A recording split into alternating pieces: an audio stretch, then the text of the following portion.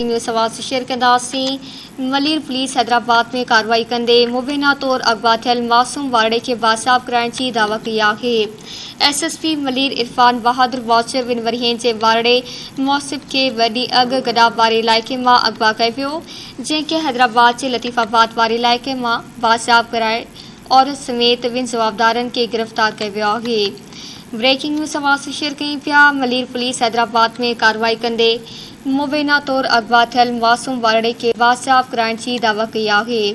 SSP Malir Irfan बहादुर मौसिब ॿिनि वरियनि जे वारड़े मौसिब के वॾी अग गडाब वारे इलाइक़े मां अगवा कयो वियो हो, जंहिंखे हैदराबाद जे लतीफ़ाबाद वारे इलाइक़े मां बासाब कराए औरत समेत ॿिनि जवाबदारनि खे गिरफ़्तार कयो वियो आहे।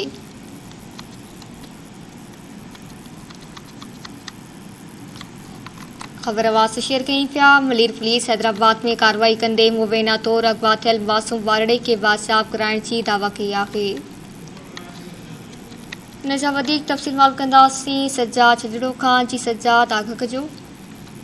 जी तव्हांखे ॿुधां थो त मेमन ॻोठ पुलिस जेको आहे हैदराबाद में कार्रवाई कंदे जेको आहे गुज़िरियल ॾींहुं जेको आहे मेमन ॻोठ में फर्स्ट आहे जेको आहे वाटर पार्क आहे। उन वाटर पार्क में जेको आहे सो हिकिड़ो मासूम ॿारड़े खे जेको आहे अगवा कयो। 2 सालनि जो मासूम ॿारड़ो जंहिंजो नालो मुहसिब हुयो, उनखे आज़ादु कराए वरितो आहे। जॾहिं त छापे दौरान हिकु औरत ऐं 2 जवाबदारनि खे पिणु तहवील में वरितो आहे। गिरफ़्तार जवाबदारनि वधीक जांच लाइ कराची मुंतक़िल कयो पियो वञे। कराची जेको गिरफ़्तार जवाबदार हिकु औरत ऐं 2 मर्द शामिल आहिनि। CCTV फुटेज जी मदद सां जेके जवाबदारनि खे गिरफ़्तार कयो वियो आहे।